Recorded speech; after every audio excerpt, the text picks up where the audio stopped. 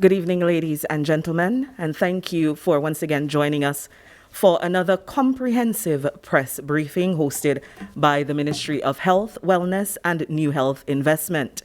We have engaged the leaders of various sectors this evening, and we'd like to welcome among us the Minister of Health, Wellness, and New Health Investment, Honorable Dr. Irvin McIntyre, the Permanent Secretary of the Ministry of Health, Letitia Lestrade-Wyke, the National Epidemiologist, Dr. Shaluddin Ahmed, the Head of the Criminal Investigation Department, Superintendent Davidson Valerie, President of the Association of Banks and Financial Institutions, Alma Irish, and the President of the Dominica Association of Industry and Commerce, Kenneth Greene. As always, we'll begin the press briefing with an update from the National Epidemiologist, and that's Dr. Shaluddin Ahmed.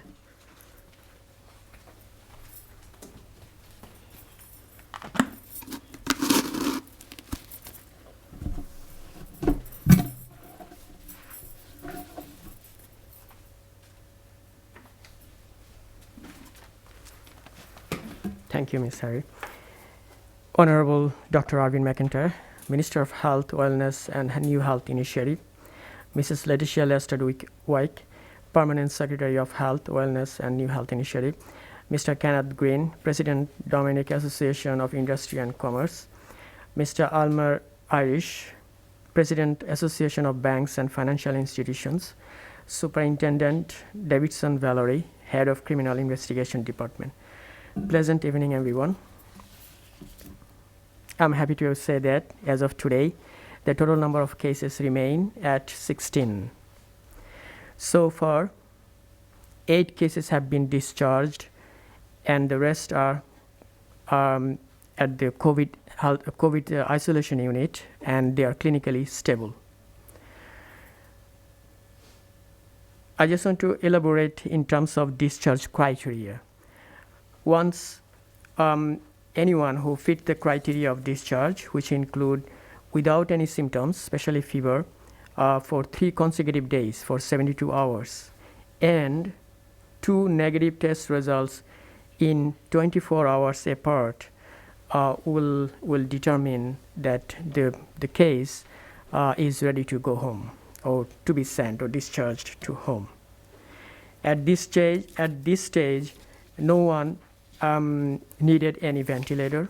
They are all, most of them are asymptomatic. The 8 recovered cases are being followed up by the primary healthcare professionals. So far, we have completed 367 tests.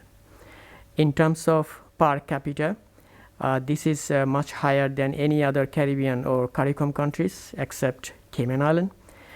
Of these 367 tests, 351 are negative.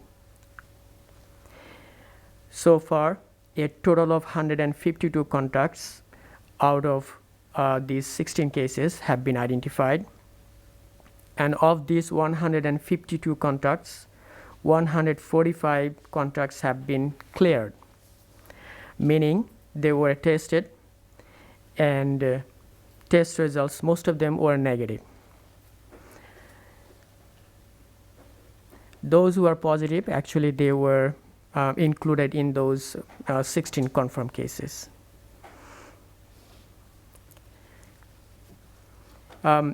Those are negative, they also completed their 14-day quarantine period as well.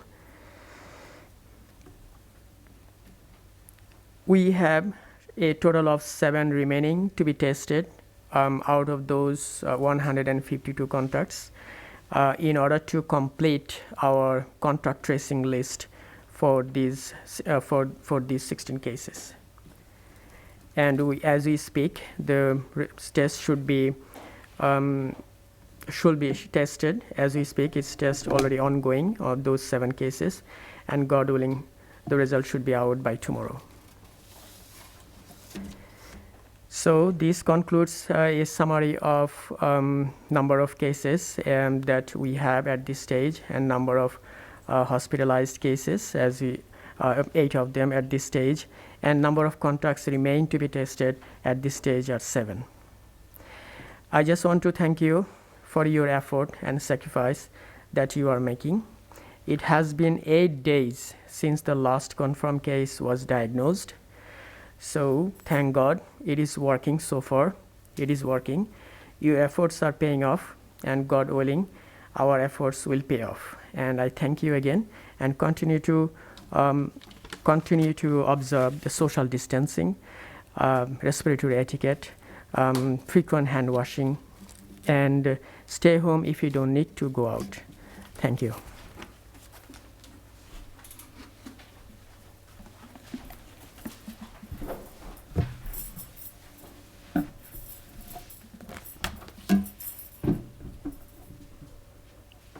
And our thanks, as always, to Dr. Shaludin Ahmed for a very concise presentation, but as usual, very informative. Just to reiterate, we remain at 16 confirmed cases, 8 recoveries, and 8 active cases.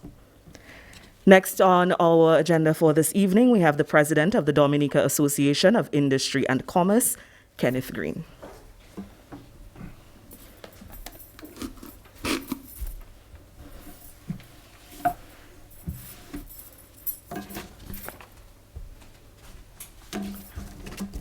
Good evening. I believe protocol has already been established. I'd like to thank the government of Dominica and particularly the Ministry of Health for inviting us to this briefing. The first point that I'd like to make is that this has been a challenging time for everyone, the private sector and the general public, and we continue to encourage both our members and, of course, the general public at large to continue to adhere to the health protocols that are being encouraged. After a shaky start, the private sector has started to adapt to the conditions that have been applied to us. At current, nearly all of the supermarkets, if not all, have established protocols for calling and ordering, and also for encouraging people to utilize online services for their shopping and for meeting their other needs.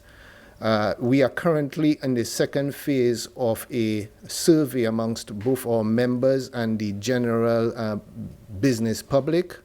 And so therefore, we are in tandem with the DHTA about to complete this survey so that we can provide to the government of Dominica to guide their policy decisions going forward. We also want to encourage wider private sector membership who are not members of the DHTA or the DAIC to get in touch with us, either through our email address on daic@cwdom.dm or on 449-1962 or on 235-1962. In terms of the progress that we are trying to make, we endorse the fact that the government have said that they want to take a health-first approach to solving this crisis. This is challenging for all of us. We recognize that every day we're being contacted by businesses who are looking for avenues of flexibility with regards to the current conditions that they operate under. However, as has been identified by Dr. Ahmed, we are making progress in terms of the health-first approach. And the sooner that we can achieve the health goals and get to the level where we can open up domestically, the better for the entire economy and for the general public.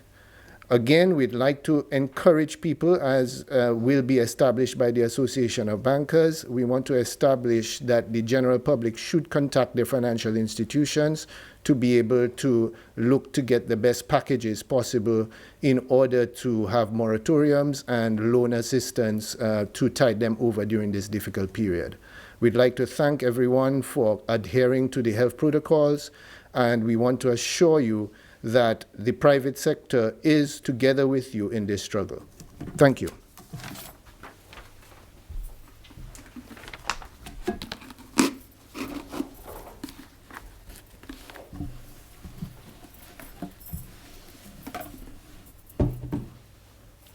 Our sincere thanks to Kenneth Greene, the President of the Dominica Association of Industry and Commerce. As we can all well imagine, financial concerns remain at the forefront of everybody's mind during this disaster. And that's why with us this evening, we have the president of the Association of Banks and Financial Institutions, Alma Irish.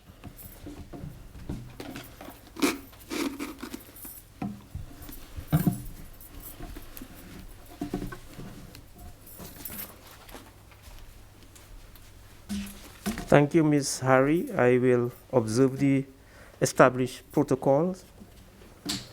The overall disruption experienced in the financial sector as a result of COVID-19 has influenced changes in some aspects of the way we do business. No longer can we have open counters which were considered client-friendly. Maintain close contact with customers.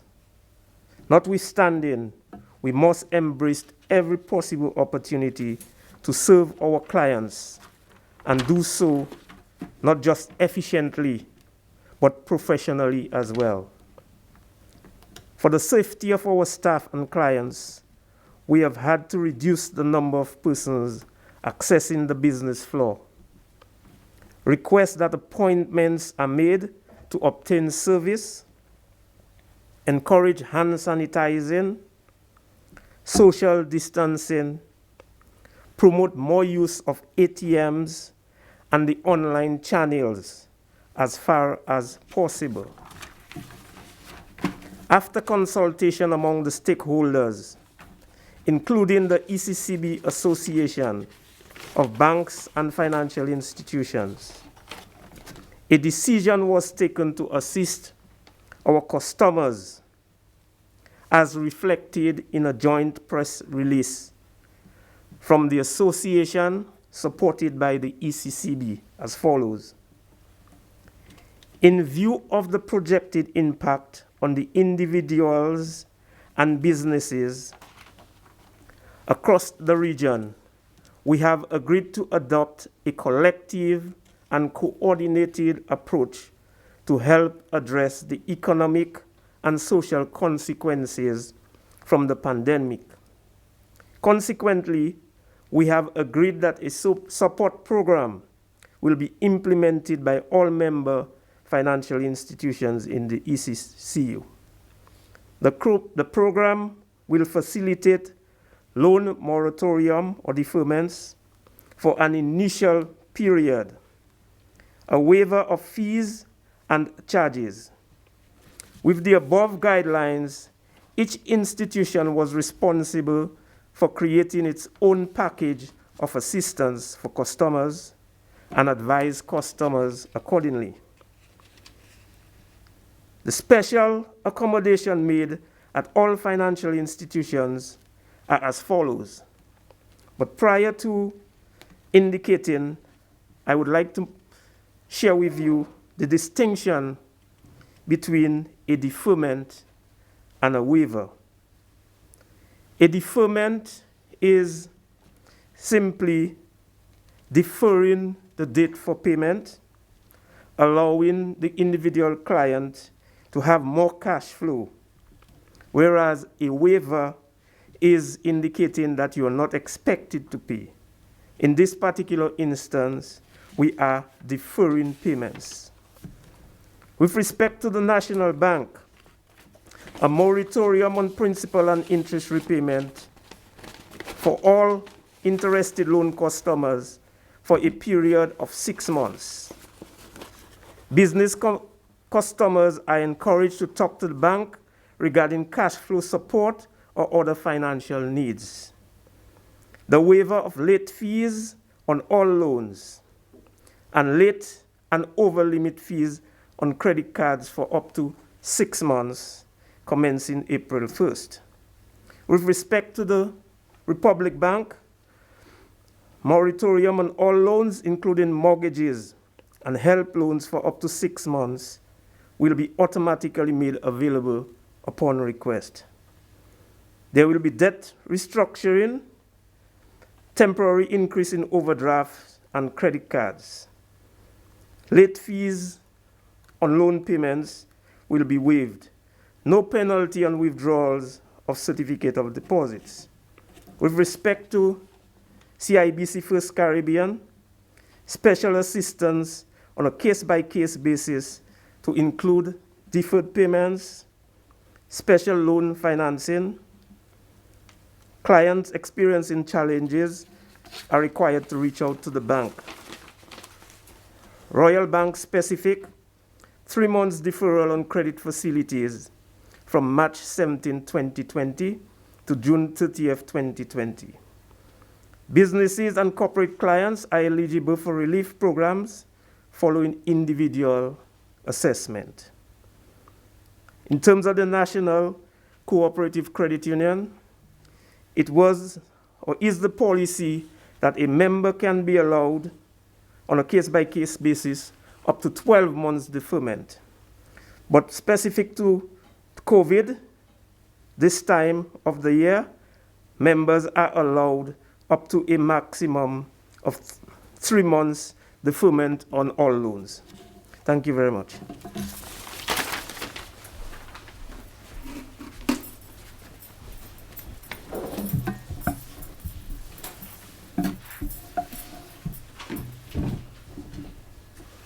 And thank you very much, Mr. Alma Irish, the President of the Association of Banks and Financial Institutions.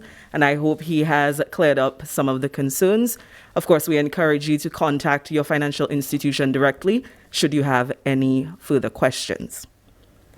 Next on our program this evening, in the wake of a very long lockdown and as we look ahead to the weekend, we invite the head of the Criminal Investigation Department, Superintendent Davidson Valerie.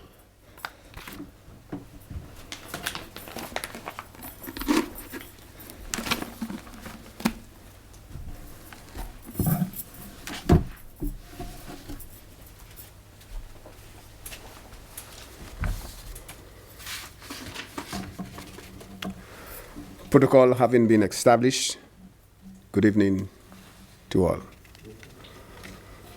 I am pleased to report that the curfew order has been generally adhered to island-wide.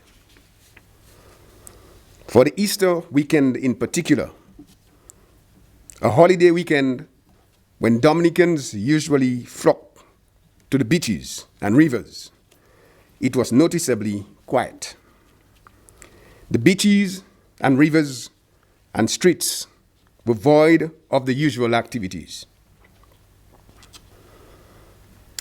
This has been the trend since the commencement of the curfew on April 1, 2020. I want to take this opportunity to thank all citizens and residents of Dominica for their cooperation. Notwithstanding the general compliance of the emergency power orders, I wish to remind citizenry of Dominica that the curfew order continues to be in force until May 11, 2020. No person is allowed to be on the streets on weekdays between the hours of 6 a.m. and 6 p.m.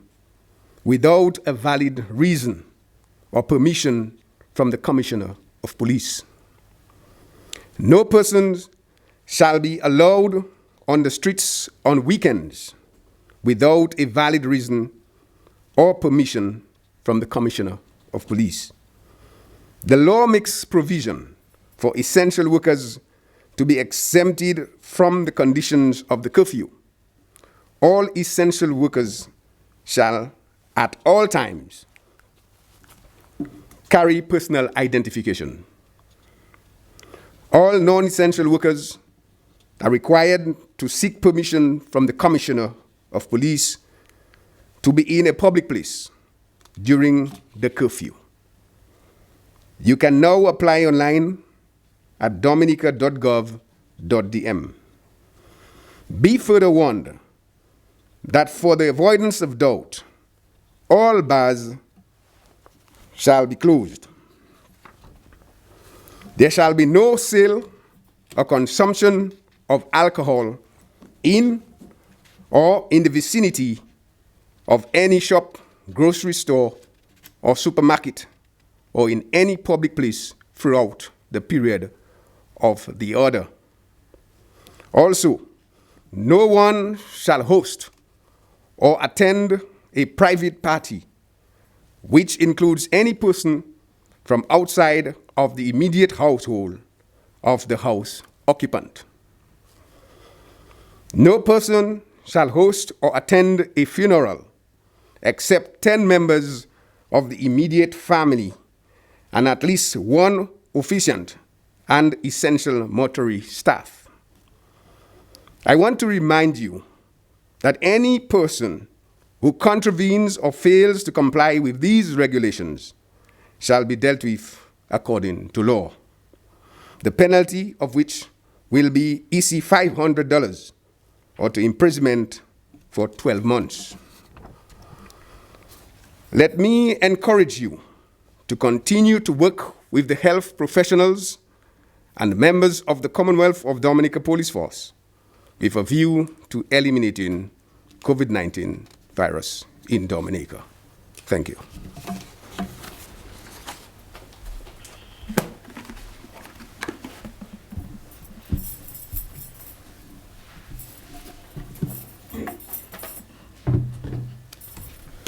And our thanks once again to Superintendent Davidson Valerie. To stress a few of the points, no alcohol can be sold. I know there has been some confusion today about a break in the ban of the sale of alcohol. There is no break. It continues. No alcohol shall be sold. Again, the curfew continues 6 p.m. to 6 a.m. weekdays, and of course the lockdown continues on weekends. Thank you again, Superintendent Davidson Valerie. And our final presenter for this evening is the Minister of Health, Wellness and New Health Investment, the Honorable Dr. Irvin McIntyre.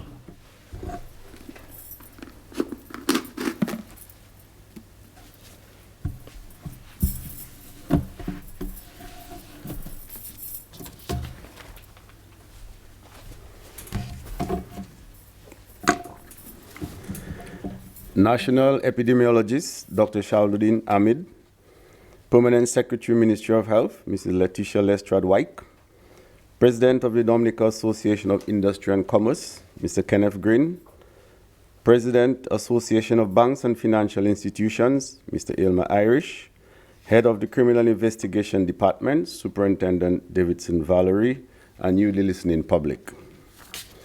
Pleasant good evening to all. We are here again to enlighten you on the present situation as regards to COVID-19 nationally. As you have heard from the epidemiologists, our cases remain the same. Our last positive case was on the 7th of April, and that was case number 16. We have so far traced and tested more than 40 individuals who may have been in contact with this case 16. This extent of contact tracing will enhance our early detection and further isolation. This is actually the most effective way for containment of COVID-19. Today, there were extensive discussions between our Cuban team and primary healthcare team. These discussions were geared at increasing our surveillance at the community level, thereby enhancing our early detection measures. Our rapid testing supplies will be used for serological studies regarding immunity levels in our communities, while our PCR testing will remain for definite diagnosis. This will hopefully prevent us from reaching the stage of mitigation. We are fully aware of the importance of our healthcare capacity, epidemiological information, systems for early detection, and ability to isolate. And by strengthening these, our preparedness will be much improved. This has been done through the supplies that we've received from our international friends, our increased human resource of health workers, our improved capacity for isolation at Portsmouth St. James COVID facility, Apart from the previous measures that I've mentioned for containing COVID-19, we must also not forget physical distancing, wearing protection such as masks, sanitation and disinfection measures, that includes washing of hands and disinfecting our premises, continue to utilize the hotlines for flu-like symptoms, and obviously management of our borders. All of these measures are meant to protect the health of our people, while being sensitive to the economic impacts of this pandemic on our country. The evolution of the pandemic will determine the relaxation or tightening of physical distancing and restriction of movement. We have not called for a full lockdown, and we have no evidence of community spread. However, we are urging the public to please adhere to the physical distancing measures that we've been highlighting over the past few weeks. The government is aware of the fact that such measures may disproportionately affect the less fortunate, and consideration is being given to this reality. This new lifestyle of movement restriction and physical distancing will continue for the next few months. There is no definite time period, since there is great uncertainty regarding COVID-19. We must all recognize the fact that a united approach is the best and the only way to keep our country safe. As much as it may be inconvenient for most of us, we really don't have a choice but to play it safe. Let me extend my greatest gratitude to all our international donors and local businesses and companies for their tremendous support to the fight against COVID-19. I've mentioned most of them before, but the list continues to grow. And I will add to this list Rainbow Car Rental, Universal Elegance, Dominica Red Cross, Den Shillingford, Bullseye Pharmacy, Digicel, Sagico, Shine Union, Silver Lining Car Rental, Jolly's Pharmacy. A special recognition to all the frontline workers for their dedicated approach and great work done so far. And to you, the public, please continue to adhere to the measures put forward by the Ministry of Health, and let us continue to educate and support each other. I thank you, and God bless you.